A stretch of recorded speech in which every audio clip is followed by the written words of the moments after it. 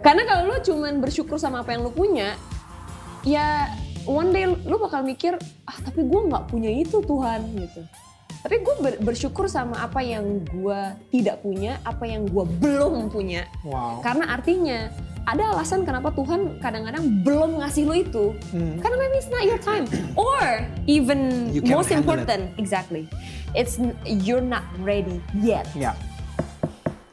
Hai, ini gue, Daniel, tetangga kamu. If you're an English speaker, you can click the closed caption button and choose English subtitles. Kalau kamu lebih nyaman pakai subtitle bahasa Indonesia, klik tombol CC ya di sebelah kanan atas. So guys, sebelum lanjut nonton video ini, jangan lupa ya, like dan share ke teman-teman kalian. Tekan tombol subscribe-nya, nyalakan bell-nya atau loncengnya. Thanks guys.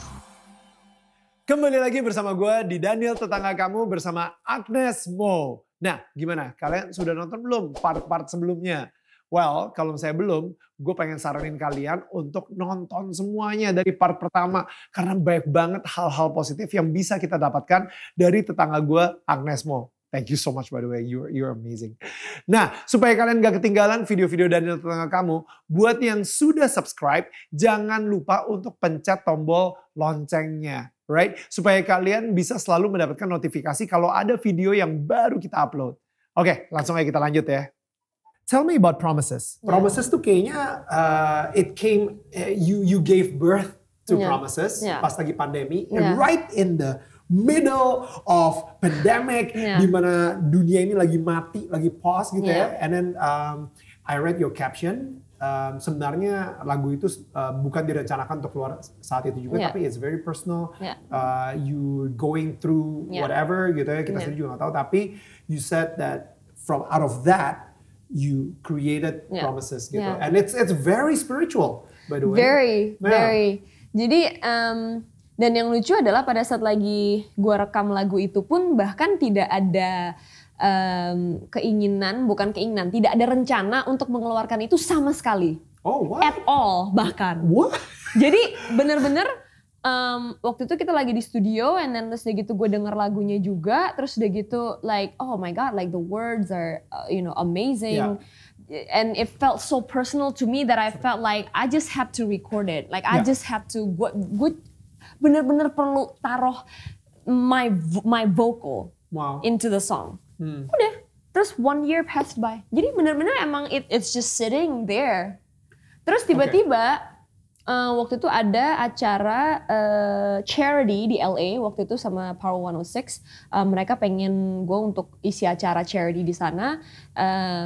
Tapi karena gue lagi Jakarta jadi virtually ya. Terus gitu tiba-tiba aja gue bilang sama manajemen gue, wait, gue nih ada satu lagu yang kayaknya gue pengen nyanyi deh. Dan imagine this, producersnya itu adalah producers Grammy Award winning producers, terus dia yang produce semua Cardi B punya album lah, apa segala macam, Megan Thee Stallion.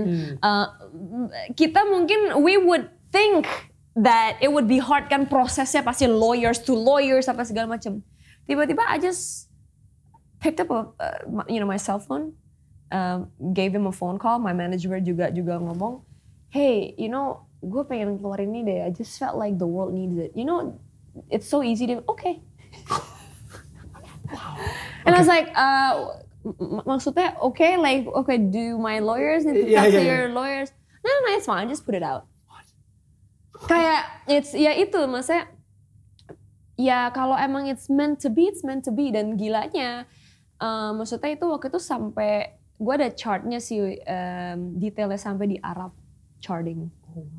Di Argentina charting without promotion. Jadi maksud gue ya not sometimes sih, maksudnya there are things yang kita do the ordinary and God put the extra into the ordinary, jadi extraordinary. Itu kayak kita kalau kayak bahas kalau itu bisa sih, I don't know. I really don't know. It's God's grace. Itu benar-benar sampai gue cuman kayak text, gue cuman ngomong, I think I just feel like I really need to put this out. Is that okay? Like okay. Lu perlu apa segala macam? Enggak. But just put it out. It's fine. Wow. Dan emang ya itulah. Because like here's the thing, right? kayak lu itu punya planning yang udah cukup solid gitu. Maksudnya, you know, makin lama karirnya sendiri juga makin lama udah kelihatan lah. Wah, ini kayaknya LA, here I come, world, here I come. You know, semuanya udah set up banget gitu ya. Tahun 2020 is the year, you know. Sampai akhirnya tiba-tiba everything is on pause. Kan? Gitu. Kayak, lu sempet gak sih marah? Gitu kayak, no. God, come on. You know what's crazy? Tahun lalu, tapi kan waktu itu kan gue udah ada tour sama Diana Jane segala macam, udah ada plan-nya kan yang tahun ini harusnya. Gue sebenarnya pernah ngomong, karena gini loh, kalau di sana promo kayak gitu-gitu kan, meetings kayak gitu-gitu banyak banget, dan it's tiring, you know, it's tiring. Gue pernah bilang sama koko gue bilang, coba ya, gue bisa take a break for like 6 months aja. Gue bisa take a break for 6 months, gue traveling, atau gue bahkan just do nothing. Tapi terus gitu kan, of course kan orang, ya tapi you're gonna miss out on a lot of things, banyak iya. Terus gue bilang, iya, cuman I just wish that like the world is on pause. Gue kayak, you know what? I do not want to say Agnes caused Corona. Of course not. Of course not. I'm not that powerful. Cuman it's just kayak it's just funny. Karena gue tuh kayak gila ya, maksud gue kayak it's literally on pause. It's literally on pause. Dan I'm not trying to kayak menjadi happy di atas penderitaan orang ya. Tapi maksudnya gue belajar bahwa ternyata gue belajar banyak hal tentang diri gue sendiri bahkan. Bagaimana gue actually very content with what I have. Itu yang maksud gue kayak orang tuh suka nanya gitu. Nah, kok lo bisa maksudnya bertahun-tahun di sini, maksudnya you still keep going. Where's the fuel kan? Pasti kan orang suka nanya kayak gitu kalau lu juga pasti kayak, hey, where's the fuel? El, like you've been doing this for like so long. Dan gue belajar sesuatu justru dari belajar sesuatu tentang diri gue bahkan di saat pandemi kayak gini, bahwa ternyata memang gue tuh sangat content dengan apa yang gue punya. Dan content dengan apa yang gue punya dan apa yang gue gak punya. You know what I mean? Karena kalau lu cuman bersyukur sama apa yang lu punya, ya one day lu bakal mikir, tapi gue gak punya itu Tuhan gitu. Tapi gue bersyukur sama apa yang gue tidak punya, apa yang gue belum punya. Karena artinya, ada alasan kenapa Tuhan kadang-kadang belum ngasih lo itu. Karena maybe it's not your time. Or even most important, exactly. It's you're not ready yet. Because you won't be able to handle it. You're not ready yet. Gitu. Dan salah satunya adalah, love language gue kan words ya salah satunya. Jadi bagaimana gue harus misalnya, kan pasti haters makin banyak or whatever.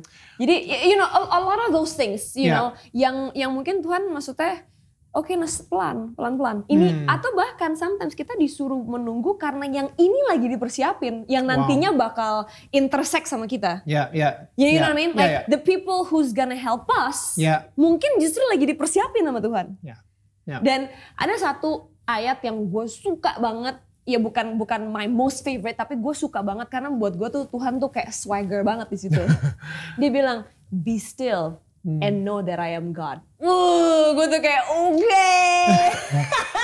Gue tuh kayak alright. I'm gonna be still. Nah, kayak gila itu menurut gue, it's so powerful. It's so powerful. Dia bilang, be still. And know that I am God. Itu tuh gak main-main loh. Maksud gue dengan itu, gue tuh gantung itu di rumah gue. Be still and know that I am God. Karena gini, a lot of us di hidup yang begitu cepat, kadang-kadang kita pada saat lagi berlari, kita gak berasa capek. Kita justru, apa lagi nih? What's next? Tapi kita sometimes, bahkan a lot of times, kita justru nggak tahu how to handle stillness.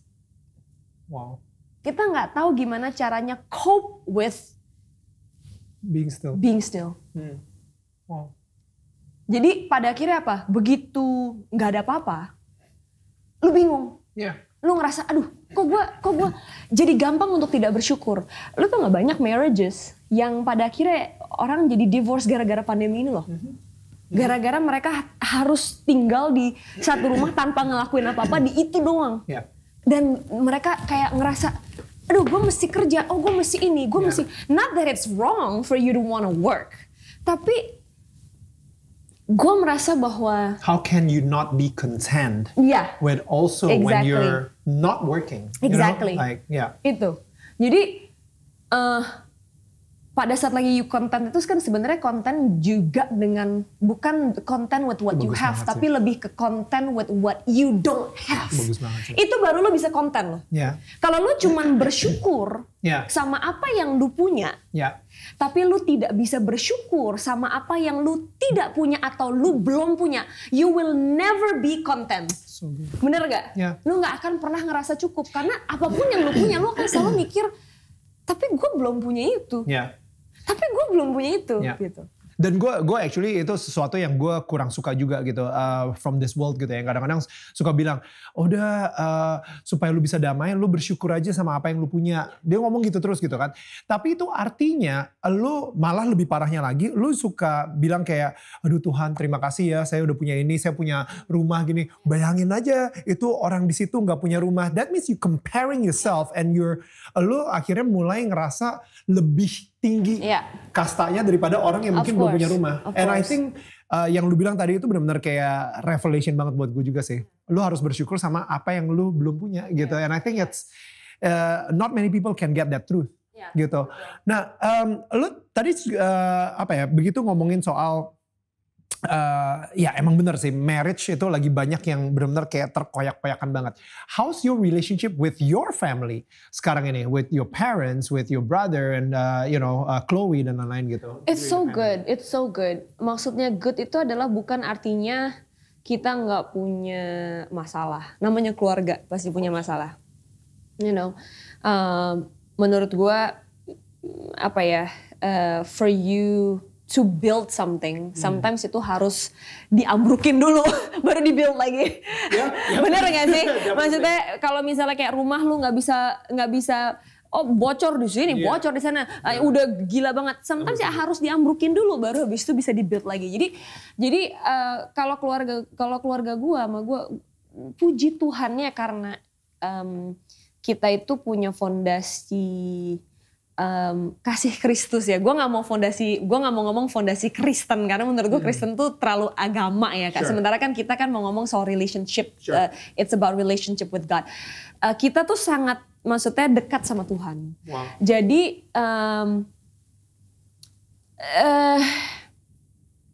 apapun masalah yang kita punya, kita strong enough, puji Tuhan ya, kita strong enough in faith untuk melihat hikmah dari semuanya. Dan bahkan kadang-kadang, bukan kadang-kadang ya, tapi kalau ada peristiwa-peristiwa yang mungkin menyakiti hati kita, menyakiti hati gue, atau menyakiti hati, I don't know, like Chloe atau koko gue atau my parents. But I can only speak for myself ya. Kalau ada hal-hal yang menyakiti gue selalu tell myself that it's not them. You know what I mean? Like it's not them. Itu kadang-kadang bisa roh jahat mungkin yang lagi pengen merebut sukacita gue. Dan what's the easiest way untuk merebut sukacita kita? Sometimes itu dari our closest people. You know. Jadi gue selalu, dan orang itu kan gak sempurna. I'm not perfect. Yet God forgave me, you know. Jadi maksud gue, pada saat yang sama keluarga gue mungkin forgive me for the mistakes that I did, gue juga harus bisa forgive the mistakes that they did. Yang mungkin sometimes tuh bukan karena inisiatifnya atau niatnya pengen jahat. Cuman kan namanya manusia, we're so complex. Kayak kita punya background. Niatnya baik. Tapi mungkin cara penyampaian salah dan malah menyakiti. Atau bahkan kadang-kadang timingnya tidak tepat. Dan jangan salah loh, bukan cuman itu. Kadang-kadang background seseorang. itu kita juga nggak bisa abaikan bagaimana cara orang tuanya nurture mereka, atau terus udah gitu past trauma, past experiences, past hurt ya. Jadi gue selalu berusaha untuk that's how I don't hate people. Bukan cuman kayak keluarga, tapi people in general. That's how I don't hate people. Now let's talk about that. That controversy, which gue support lu banget saat itu. When you said I don't have any blood of Indonesian in me, ya kan? Itu kontroversial banget, dan gue sendiri juga sebenarnya karena darah gue fluid, gue juga ngerasa kayak ya ini darah fluid gitu, ya bukan darah Indonesia. Gitu. Enggak, tapi maksud gue gini, lu sebenarnya udah melakukan everything that you can to represent Indonesia to the world. Oke, video klip pertama Coke Battle lu pakai baju jaipongan ya, maksudnya dan abis itu lu selalu bilang kalau I'm Indonesian, dan you represent Indonesia. Dan di setiap interview lo, I always say that. Exactly. Yeah. Dan the thing is, one little slip of a tongue yang menurut gue juga. The thing is, it's not a slip of a tongue. You purposely. That was the case. It was the case. Okay. Like that was just the fact. Right. I would be lying if I said I have Javanese in my blood. Right. I would be lying. Right. Tapi maksudnya adalah bagaimana cara orang use that and twist it. Betul. Sementara mereka nggak lihat dari berapa puluh menit punya interview bagaimana gue ngomongin soal Bhinneka Tunggal Ika, gimana gue ngomongin soal Indonesia this, Indonesia that. Yeah. Istilahnya apa kurang Indonesianya gue di situ gitu maksud gue. The whole interview gitu kan. Cuman gue bilang bahwa memang di situ justru the purpose of me saying that adalah bahwa walaupun gue nggak punya darahnya, tapi karena gue orang Indonesia, bagaimana multiculturalnya di Indonesia dan gimana gue accepted by the people here. Right. So apa ya? But the point of me bringing that up itu gara-gara you try to represent Indonesia everywhere you go, tapi tetap aja sepertinya banyak orang-orang di Indonesia yang ngejulitin lo gitu, hating on you, no matter what you do, gitu. Hating on you bukan cuma dari segi itu aja ya, bukan si darah Indonesia kontroversi gitu, tapi lebih ke belum jadi apa-apa, padahal udah berapa lama, di-compare ke Anggun misalnya, di-compare ke siapa lagi lah. Padahal mereka nggak mau tahu apakah gue udah punya album sama Chris Brown, gue udah menang di iHeart, gue udah mereka nggak penting. They just wanna hate on you, right? They just wanna hate on you. Gue harus jadi saksi hidup, bukan hanya untuk orang-orang yang percaya, tapi untuk orang-orang yang tidak percaya. Dan gimana caranya gue bisa kasih lihat mereka apa yang Tuhan lakukan dalam hidup gue kalau gue block them out of my life. Jadi makanya itu kenapa gue tidak block haters. Dan saat itu sekitar 2 minggu kemudian gue dikasih tahu bahwa Twitter gue tuh nomor 1 di Asia. Gue yakin kita semua, termasuk gue sendiri juga dapat pelajaran berharga dari Agnes hari ini. Kita harus bisa bersyukur dengan apa yang sudah kita punya, dan juga mensyukuri dengan apa yang belum kita punya. Biasanya orang itu kan bersyukur dengan hal yang udah dia punyain aja. This is a revelation. Dan menurut gue agak kurang bijak ya kalau misalnya kita bersyukur dengan cara membandingkan diri kita dengan orang lain yang kurang beruntung. Untung kita masih bisa tinggal di rumah. Lihat dong anak-anak yang di jalanan. Lihat dong orang-orang yang belum bisa makan. Untung kita bisa ada makanan di sini. Jadi gue ngerasa pada akhirnya kita akan terus membanding-bandingkan. Dan bahayanya bisa merendahkan orang lain. Memang lebih baik kita fokus dulu aja sama apa yang sudah diberikan sama Tuhan untuk kita. Apa yang ada di tangan kita. Dan kita puas dan merasa dicukupkan oleh apa yang kita punya. Besok kita akan lanjutkan lagi obrolan seru gue bareng sama tetangga gue Agnes Mo. Dan buat kalian yang lebih suka mendengarkan podcast di handphone kalian ketika mungkin kalian lagi lari pagi, atau jalan sore, sambil nyetir, atau nyetrika.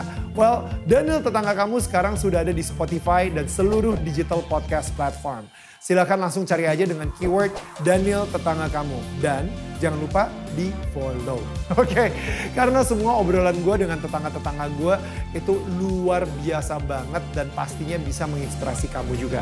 Oke, sampai ketemu besok para tetangga yang gue sayangin. I'll see you guys. Bye.